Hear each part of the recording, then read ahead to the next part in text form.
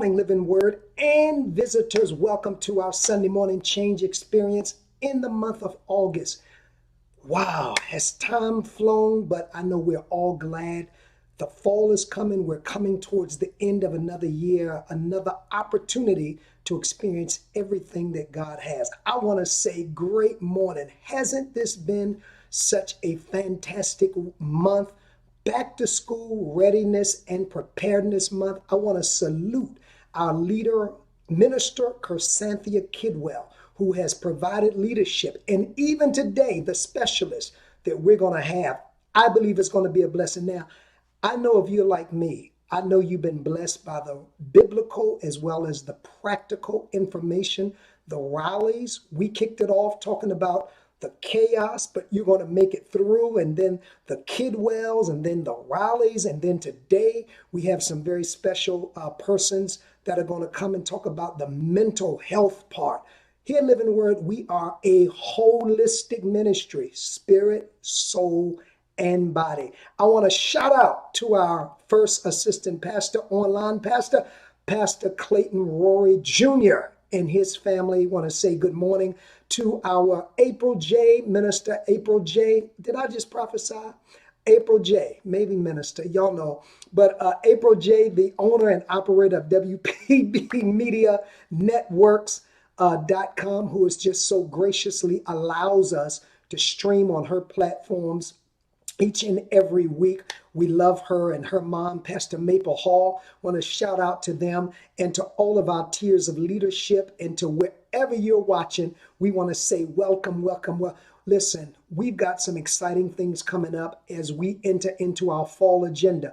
I just finished a leadership meeting last week with our key leaders as we now trickle it down to our congregants about the new agenda, the new thing that's going to be happening at Living Word, the deliberate, I call it the deliberate ministry, where we target ministry, not just broad ministry, but target ministry. And so I'm so excited about what's going to happen about that. I wanted to say this morning, put two things in your memory bank.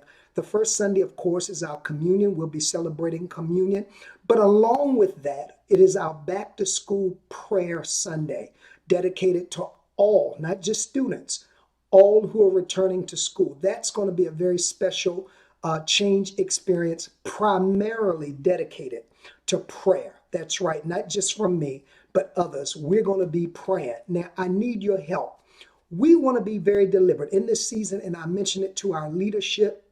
Our first assistant and I have been discussing this and planning this in our executive team. We believe it's time, as things begin to break and people begin to get out, that we become very deliberate in our ministry. And so we just don't want to have a random back to school prayer, but we want to be able to read prayer requests and pray according to the word. Yes, and pray according to the word, the answer to those prayers. So here's how I need your help. I need you to email. You don't need your name on it. You don't need your name on it. I need you to email your prayer requests that we will particularly and deliberately pray for on the first Sunday in September, right here on our Sunday morning change experience. We're not going to read any names, but we are going to be going back and forth, some of our teams, some of our staff, and praying and agreeing. I need you to email them to me. Nobody else will see them. Bishop at lwmcathedral.com. Bishop at lwmcathedral.com. And we're going to read your prayer requests on the first Sunday. It's not just students. It's some teachers. It's administrators. It's some parents that still have a degree of anxiety about this. So we want to be a blessing to you. So make sure you email me those prayer requests. You don't need your name. We're not going to call names. We're going to call the requests. The prayers of the righteous availeth much. If any two of you come into agreement and ask anything, it shall be done. And I believe in the power of prayer. And so I need you to send those requests, and we're going to minister to you on that Sunday, as there's a lot going on. I need you to go back. If you didn't look at our messages on the first Sunday, how to prepare, what to expect and how to prepare is already happening, the chaos. But guess what? If Jesus made it through the chaos of raising the dead girl and all that was going on, you can make it through this school year. I want to say also that on September, I'm excited about September. September at Living Word is going to be what's called Unity Month. Unity, U-N-I-T-Y. Remember Queen, U-N-I-T-Y. It's going to be Unity Month, and it's entitled We Are Better Together campaign. Our We Are Better Together campaign. And it's from Ephesians chapter number 4. It's from Ephesians chapter number 4, around verse 11. And he gave some apostles, prophets, evangelists, pastors, and teachers for the perfecting of the saints, the work of the ministry, and all of that is from Ephesians 4, 11 through 17. And so I'm going to begin a series on the first Sunday. On the first Sunday of September in our Unity Month, I'm going to be teaching all month long from a topic, the end game. What's the end game of unity? What's the end game of the assignment of the apostles, the prophets, evangelists? How does all of this connect to unity? Because if you read that through, it talks about, oh, I don't want to give that away. You got to come every Sunday in September. I'm going to be sharing a word, the end game, from our general Unity Month theme, We Are Better Together campaign. Now, finally, I want to say that don't be surprised in the month of September, because we are next level ministry and we are shifting. We are being in position to do deliberate ministry, direct ministry, ministry to grieving parents, ministry to single children whose parents are in prison. We got a whole agenda. That's what we've been working on. So don't be surprised if some things shift, because we're going to become very targeted. Now that we are able to get out and people are being able to be a little freer, we're going to be more targeted in our ministry. So we're going to shift, like we're going to have men and women's prayer call every week with just men. You know, you don't have to be a member of Living Word, and women. And we're going to give you an opportunity. What's on your mind? What do you want us to pray for? And our prayer leader will pray, and there'll be a conversation, which means some things will shift from our powerful Sunday morning prayer. And I want to say thank you to our online first assistant pastor for leading that prayer. And on Wednesday, our pastor of intercessor, Pastor DeBoer Drumming, for leading that prayer while I kind of recalibrate, rethink. You know, since COVID hit, I've been kind of at it every week, teaching, doing something, planning, and along with our executive team and first assistant pastor. And I said, listen, y'all, I need about 2 weeks, because I want to hear where Spirit is taking us in the fall. What's our fall agenda? And so I want to say kudos. Thank y'all for letting me chill. Thank y'all for just letting me just rest, take a breath to hear. And now I'm geared up, ready for our fall agenda. So some things will shift. Some things will shift. We have a plethora, a panel of trained teachers that will be coming on Tuesday night. Our first series in September is going to be the series of love. What's love got to do with it? And I will kick off every series. That's right. And I'll be telling you more about this. Y'all gotta follow us on social media. That's LWM Culture Shock. LWM Culture Shock, where you get everything that we are doing, all of the announcements, everything. And you can always email us at info@lwmcathedral.com. info@lwmcathedral.com. So our agenda is going to totally shift, but it's going to be for targeted ministry. It's going to be to meet needs. It's going to be for communities, men community, women community, divorcee community, grieving community. We are about to bless also. You say, Bishop, you talk. Yes, because I haven't seen y'all much in August, and I got to get this out. So you can mark your calendars. But the speakers are coming up. But, you know, that's out of the way. You know, you'll hear from me every Sunday teaching in the month of September. But I had to share this in preparation. This morning, also, I'm excited about our new agenda.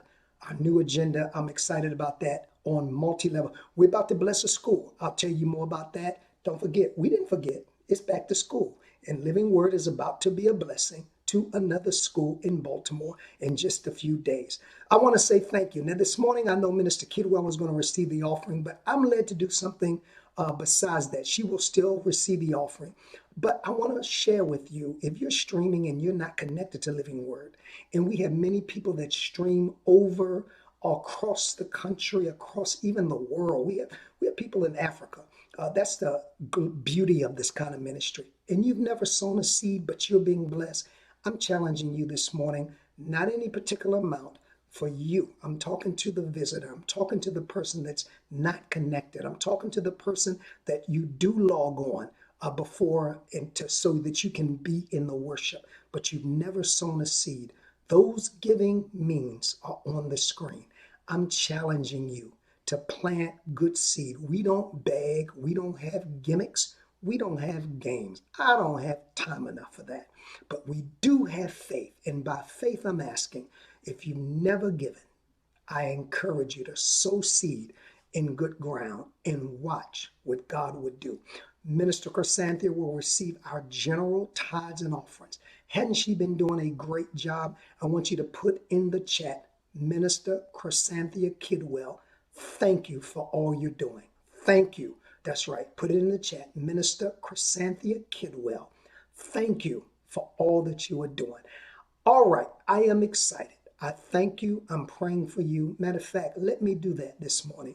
Father, touch every person that is streaming on this change experience, regardless of what they are experiencing. Let them know that all power is in your hand. I speak life. I speak health. I speak prosperity. In the name of Jesus, I speak peace in the midst of confusion. I speak resources. I speak wisdom. I declare total health, spirit, soul, and body in Jesus' name. I love y'all. Thank you so much again, leadership. Thank you for your prayers. Thank you for your support. Thank you for your love. Thank you for everything. I thank my daddy had a phrase, and I've got to adopt that this morning. I want to thank everybody for everything. I love you. I thank God for you. I'm just grateful that God gives me the opportunity to minister to you. All right, it's back in the hands of Minister Chrysanthia Kidwell, and you're going to be blessed by our speakers this morning. Good morning, Living Word family, Living Word friends and guests. I am Minister Chrysanthia Kidwell, and on behalf of myself and my pastor, Bishop Darnell F. Johnson III, we would like to welcome you into our virtual Sunday morning change experience. Now take an opportunity now as our service is beginning to invite others to join in to this virtual change. Also say good morning, put some messages out in the chat to just say your hello to everyone, to send some love, just to do a check-in, a church check-in as we want to call it today, and just welcome you in. We are certainly hoping that you have been enjoying as well as getting some tools as we continue this month on student preparedness and readiness for the return, either physically in the classroom or virtually to the classroom. Today's service, we will continue the discussion, which will more be geared towards the mental health preparedness for the start of school, which is right around the corner. So we just hope that you all enjoy. Ask that during the service to participate by putting some comments in our chat, by sending some love to our guest speaker on today, and just showing some love back and forth to each other, because we all know God is love. And we just thank you as we just continue to just know who we are, and just continue that you all know who you are, that you are created in God's image, that you are loved, and just continue to show love. Like I've been saying all month, continue to wear love like a uniform. So today, continue to be loved, to know you are loved, and just have an amazing service with us. And again, thank you for joining. What a God we serve. His thoughts toward us are kind, they're loving, they're good and not evil, and they give us hope in our latter end. Guys, be encouraged that even in Corona, He is still making things work together for our good. Hey. And I'm so glad, y'all. Hey, yeah. Oh, all things are working for my good. He's intentional. Hey, yeah.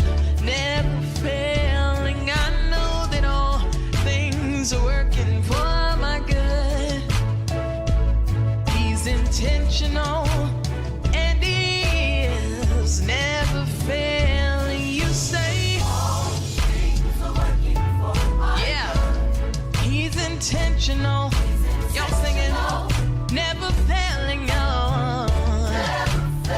Come on, get excited about it. Yeah. He's intentional. And he is never failing. Oh, you know that all things are working for your good. I'm back 'cause all things are working for my good. Even the good, the bad, the happy and sad. Yeah. You see, 'cause he's intentional. Yeah. The God that we serve is so, yeah. And he's never failing. Yeah. And he's never failing, never slack concerning you. Never failing. All things are working for my good. He's intentional. And he is never, never failing. You say that all things are working for my good. He's intentional. Never failing. Oh, come on, say that all things. I know that all things are working for my good. You see, I know that even in the bad times, God still make you ways. Oh, all things are working for my yeah. Come on, declare it all. We sing all. We believe that all things are working for our good. Oh, yeah.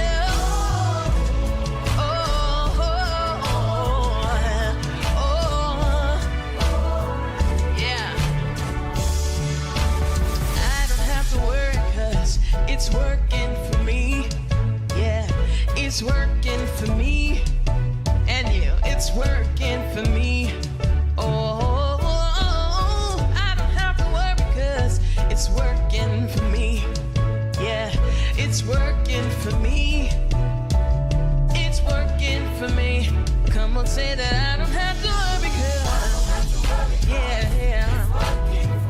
It's working for me. Yeah. Even the unemployment, y'all. Understand that all things are working, y'all. Don't worry about it, no. It's working for me. It's working for me. Put a smile on your face because God's got your back, y'all. Yeah. Say it's working for me. Yeah. It's working for me.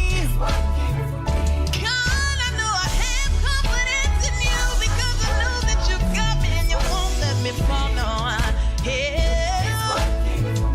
It's working for me. Yeah. Say he's intentional. I'm so glad about it, y'all. He's intentional. He's got your back, y'all. So don't worry about it, no. Try your weeping out, yeah. He's intentional. Never failing, no.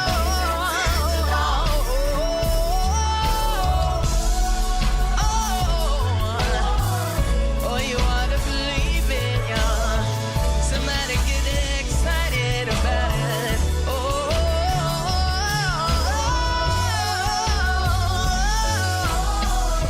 We're so glad that you love us, y'all. You ought to tell your neighbor all things are working together for your good. No, that God's got your back and never let you go. Declare he's a good God and he loves all his children. Yeah. Welcome to our Sunday morning Change Experience. So excited to have you worshiping with us on this Sunday morning. Summer Sizzle, 1 hour of power, Change Experience. So we're excited to have you. Thank you. Good morning for joining us. Thank you so much for tuning in. I want to say good morning to our pastor, Bishop Donald F. Johnson III. Good morning to Minister Chrysanthia Kidwell, who made it all possible this month to put this all together with our different speakers. And thank you so much. I appreciate you and your husband, Les. And also want to say good morning to April Hall. I want to say good morning to all you viewers. Tears of Leadership, on behalf of our pastor, Bishop Donald F. Johnson III, thank you so much for joining.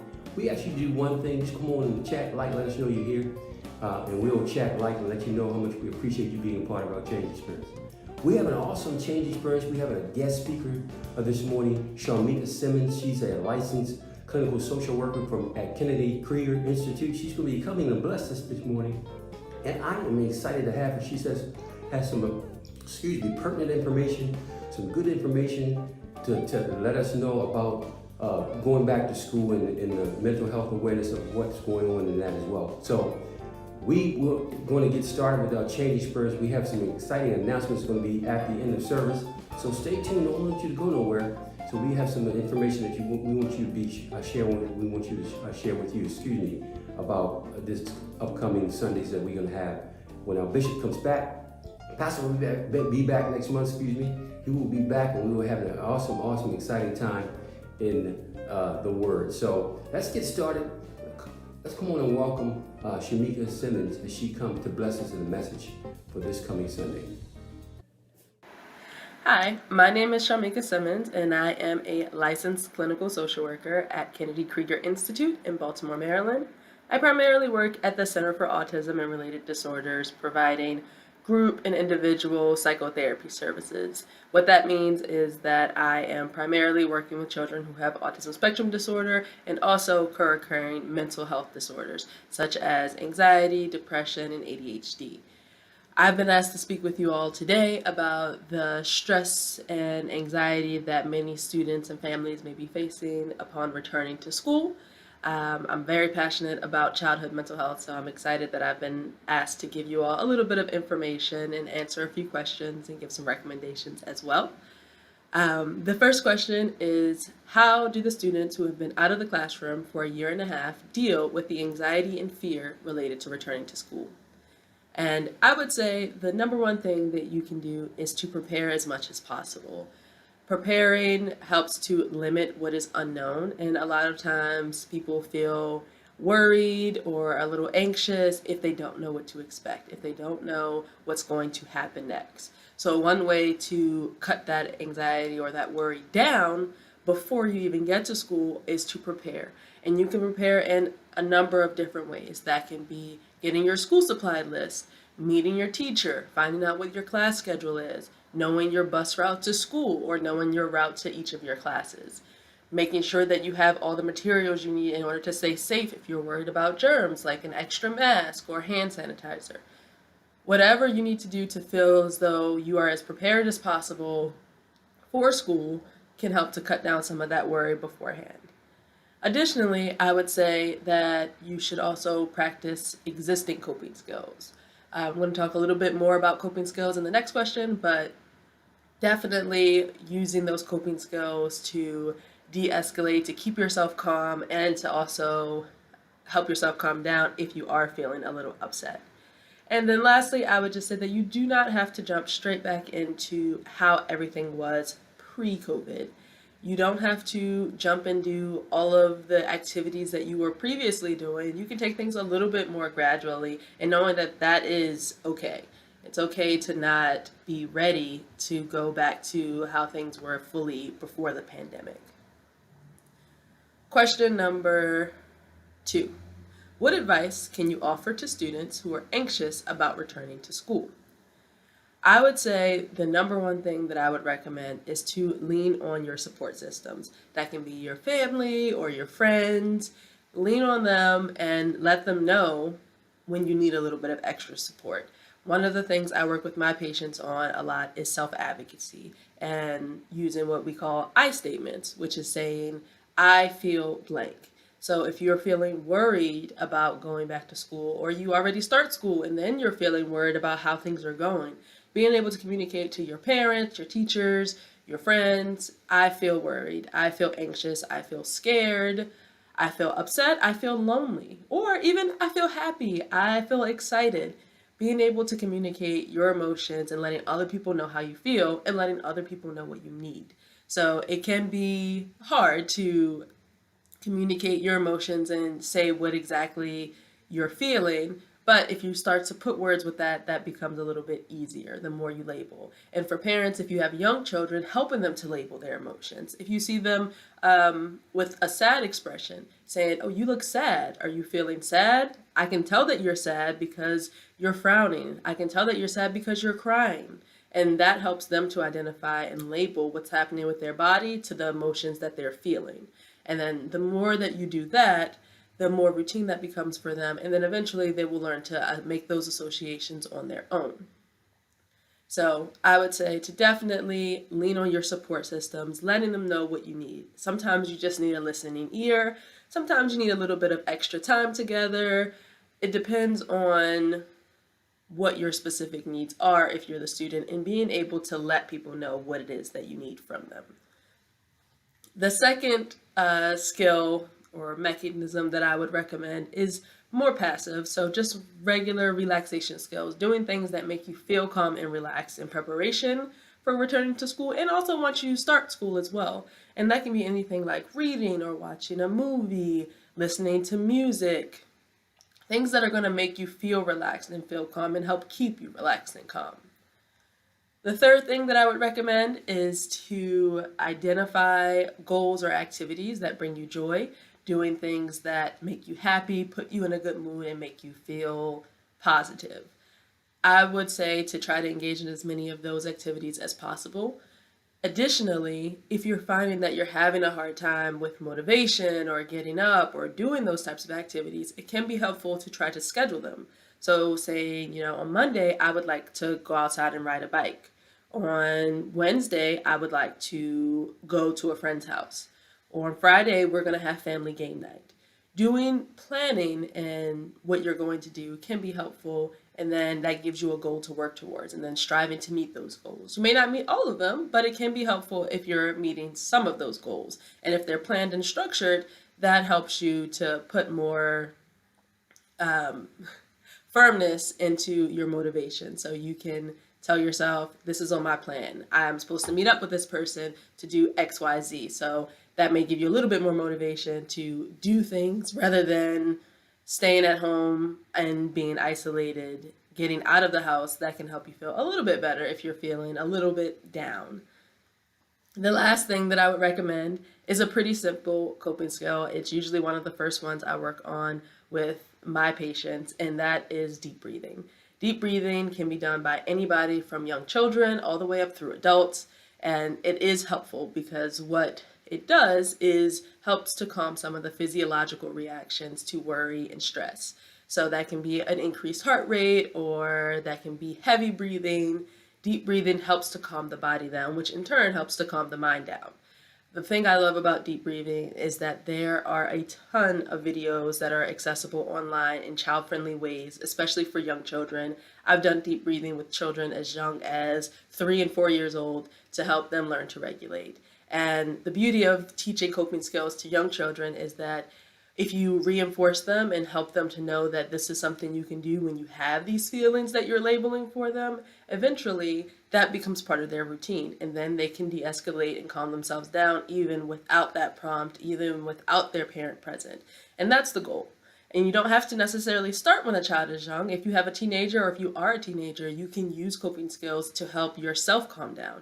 And eventually the more that you do it, the more of an automatic reaction it'll become, and your body will know how to respond. Question 3. What advice do you offer students who have been isolated with increased screen time and limited social interaction? So my first piece of advice for this question is actually for parents. And I would say to gradually decrease screen time in preparation for school. The reason I say gradually is because for the last year and a half, everyone has been on screens a lot. People have been using screens for work, for school, for leisure, and for social interactions. it can be very hard to go from using screens constantly to not using screens at all. So rather than going from, let's say your child is playing video games 4 hours a day, rather than saying you can't play video games at all anymore, before school, leading up to school, saying, okay, well, now we're going to cut back to 3 hours and giving them something to do on that extra hour. So, okay, you're only allowed to play video games for this amount of time, and then we're going to go outside. We're going to go on a bike ride. We're going to have a family game night. We're going to go to the mall. Whatever it is to get them to re-engage and get them used to back into the habit of interacting with other people. For students, I would recommend to remember that everybody is going through this same shared experience. This is not an easy transition. So be flexible and be patient with yourself. If you're a student or a parent who's worried about safety risks, just making sure that you have all the safety materials, masks, hand sanitizer, wipes, to make you feel safe. And then to just be patient with yourself and be patient with other people, because not everyone may be ready to rebuild those relationships at the same time speed. You may have friends who are very eager to get back to social interactions, and then you may have friends who are a little bit more hesitant and need more time. So being patient with yourself as you go back to your in-person social interactions, and being patient with other people. Question number 4 is, what advice can you offer to build or rebuild social interactions? So rebuilding or building initial social interactions is something that I work with my patients on a lot, specifically working on different social skills. And one of the things that we look for, or that I encourage the children and teens that I work with to look for, is common interests. Finding people who are interested in the same things that you're interested in. So what that can look like is maybe joining a club for something that you're really interested in, or joining a sport for something that you find fun. And then you're automatically in situations with other peers who have similar interests. If you're not ready for clubs or sports, that can be finding someone who's in your class, or someone who seems to like the same class that you like. Building those common interests, building those relationships based on common interests can be very helpful. And it gives you that initial talking point, things that you can engage about. One of the things that I do work with my patients on is the importance of reciprocal conversation. So it can be very easy, especially when you're very excited about something, to more so lecture about a topic. So lecturing is when the information is flowing one way. You're just giving information about things that are interesting to you, but it's very important, if you're having a conversation, that it has to be a two-way street. So the people that you're talking to, or the person that you're talking to, they need to be able to give you information as well as receive information from you. And you should be giving information to your conversational partner as well as receiving information from them. It should go both ways. That way you're able to get to know them and they're able to get to know you. I would also say for children and teens to be patient. It may take some time. Like I said earlier, some people may be ready to jump right back into sports and activities in big groups or small groups. Some people may need a little bit more time to just adjust to being in school, and that's okay. It's okay that everyone is not on the same pace. It's okay that not everyone may be ready for things at the same time. So if you have friends who are a little bit slower to warm up than you, then give them time, be patient, and try to be there for them in any kind of way that they're ready for. Whether that's just a small one-on-one meeting before a more bigger or small group activity. The third thing that I would say is to be open to new experiences. So you may be in a situation where there is someone who you've never spoken to before and you want to make a new friend. How do you do that? You can just go up to them as simple as, "Hi, my name is so-and-so," and start a conversation that way. Let's say there's someone that you see sitting alone in the cafeteria and you don't know anyone, so you're also planning to sit alone. Rather than you sitting alone, you can go to that person and say, "Hi, my name is Shamika. Can I sit with you?" Start talking, asking them questions. What's your name? What grade are you in? What classes are you taking? What do you like to do for fun? Start having that conversation to get to know people, asking questions about them, and then they should be asking questions about you as well so that you can get to know each other. You may be that person that makes someone else feel a little bit less lonely. So I would encourage, if you see someone that is sitting alone, to go up to them and ask to start a conversation with them, ask to interact with them. It may be that some people are a little bit more shy or a little bit more slow to warm up. So if you feel confident enough to start that conversation, you could end up making a really great friend. So I would encourage you to consider people that maybe you had not considered friends before. Maybe consider bringing or inviting someone into your group if you see them sitting alone. If you are the person that's sitting alone, trying to find the courage and be brave to go up to another person and introduce yourself, or to engage in some of those activities that will put you in the same space with people who you know have things in common with you. Looking for those opportunities for social interaction, looking for ways to connect with other people is the way to build and rebuild those relationships. Question number 5. What are some quick tips for dealing with stress? Many are returning to full academic workloads, and that can be stressful. I definitely agree to that. Returning to a full academic workload after being fully virtual or hybrid can be and likely will be stressful. You're going to be in school all day rather than just part of the day. You're going to be physically in school every day instead of at home.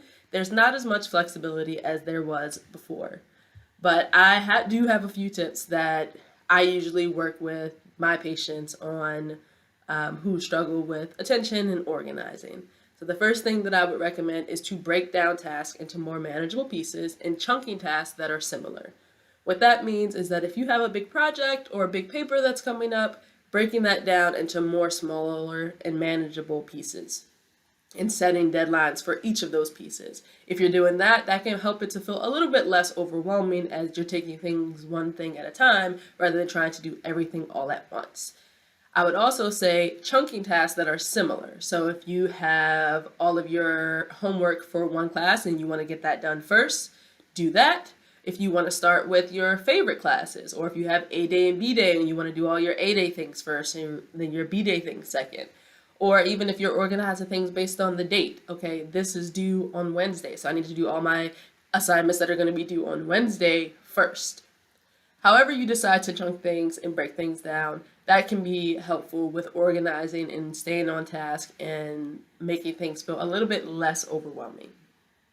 The second thing that I would recommend is to stay organized, plan deadlines, and set goals for yourself. Even if there is a goal or a deadline that's further away, setting your own deadlines, getting a planner, writing things down, breaking things down. I usually encourage people to keep a planner or an organizer so that they know what exactly is going to be needed, identifying what materials they need, how much time they're going to need to do it, and getting things done before their deadlines. I would also say it is very important to communicate with your parents and teachers if you need extra support. This goes back to that self-advocacy I mentioned earlier and being able to say, I need this. I feel overwhelmed and I need help.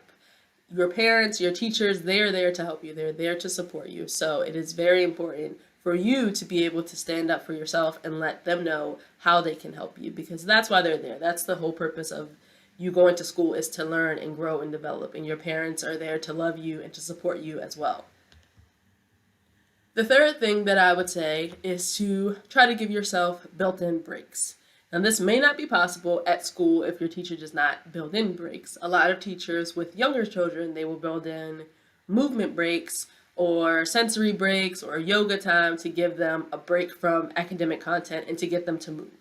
This may not be an option if you're an older student or your teacher doesn't allow this, but I would then still encourage you to go back to that self-advocacy and say, I feel overwhelmed, can I take a break? It doesn't have to be a long break. It can even be a break taking a few quick deep breaths to yourselves at your desk. Taking a break to center yourself, to ground yourself so that you feel a little bit less overwhelmed, and then going back at it again. The last question is really asking me to provide some guidance on where students should go to talk. And I would say the first place students or anyone who is feeling overwhelmed, stressed, or anxious should go to talk is their support system. That can be friends, family, teachers, counselors at school, trusted adults. Everybody is going through this transition together. So likely people know what you're feeling and are feeling similar things themselves. So going to that support system and letting them know, saying, I feel very overwhelmed right now, asking them to help you and letting them know what you need, whether that is going to be just a listening ear, whether that's going to be someone to spend a little bit more time with you, someone to practice coping skills with you, whatever the case may be, letting them know how they can help you. Your support system is there to do just that. They're there to support you. So letting them know that there's a problem so that they can support you is going to be the first step. Sometimes that is not enough, and sometimes we need a little bit of extra help. So we need to talk to a professional, which is also okay. Sometimes we need to get a therapist or talk to the counselor at school or something that is a little bit more intentional, a little bit more structured. And it can be hard to know when you need that, or it can be hard to know when your child needs that. I would say to just be very aware and look out for parents looking out for your children to see if they are losing interest in other things or showing more isolation, lack of motivation, increased worry and anxiety, looking for things that don't seem manageable.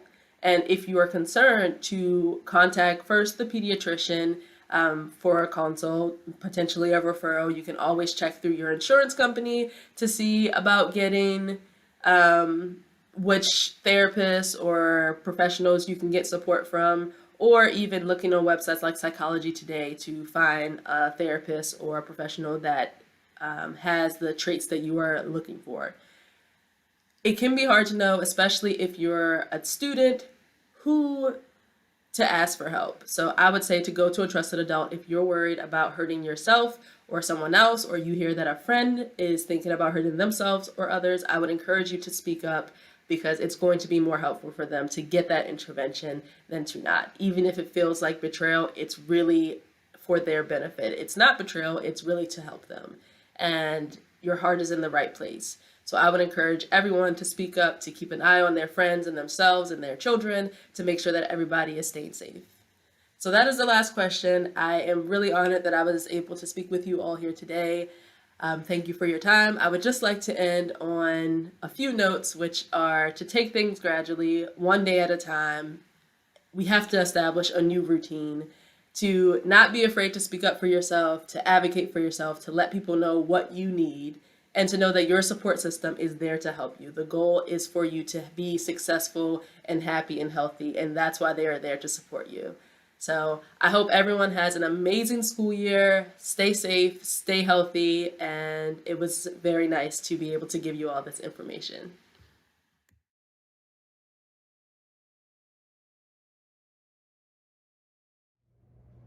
We are certainly hoping that you have been enjoying fellowshipping with us this morning. It is now time to honor God in our giving and worship in Him in our giving. We are just honored already to have each of you that we know are already cheerful givers, and we appreciate that, because knowing that each gift and each seed that we sow into this good ground is being sowed from our heart, and we thank you for that, and thank you in advance for your gift. Your giving mechanisms are currently located on your screen. We have multiple ways for you to plant or sow a seed into the ministry that can either be given electronically, or for those that prefer to mail in their gift, the mailing address is also currently located on the screen. God, we thank you for this is the day that you have made, and any day that you have made has been awesome and is great. We thank you for each and every individual that's represented today that has chosen to give. We know that just to choose to give is a blessing. The thought of wanting to give is a blessing, and we honor that gift and that seed. May it be multiplied 100-fold in return back to each and every individual that sowed today to the ministry. We thank you for your gift. We thank you for your love. We thank you for your support. In Jesus' name, amen. Thank you for tuning in. We had an awesome change experience all month long with so much excitement. So many different speakers. Thank you for every speaker that spoke on these past Sundays, from Bishop starting us out to Minister Chrysanthi Kidwell and Les Kidwell coming right behind him to bless us in the message. And then we had the Williams, Kiara Williams and Sean Williams to come to bless us. Minister Chrysanthi came back with the kids and they blessed us. And now Shamika Simmons closes out this month. And we had an awesome, awesome month of change experiences. And we will definitely won't take this for granted because this is pertinent information that we definitely can use for all you students and teachers and administrators going back. Come on, God bless you. And we're excited to have these messages be a part of your everyday life. So thank you so much for all the speakers. Thank you for all that you do. We appreciate you. Don't go nowhere. We have some exciting announcements at the end of my dismissal, and we want you to be a part of what's coming up. Our Unity Month is coming. Bishop will be back next Sunday. You do not want to miss. The man is on fire. I'm telling you, he's been away. I'm telling you, when he comes back, he's going to be a blessing to all of us. So you don't want to miss next Sunday. So won't you let a friend know, tune in, let everybody know our Sunday morning change experience. And we're excited to have them, and we appreciate you sending out messages.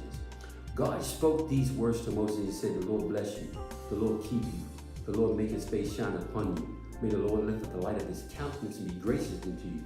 And may he bless you when you're lying down, and he blesses you when you're rising up. And everything you do, put your hands to do, will prosper and have good success. Hallelujah. Thank you. We are excited. Thank you so much for joining us. I am out. Have a great week. Be blessed.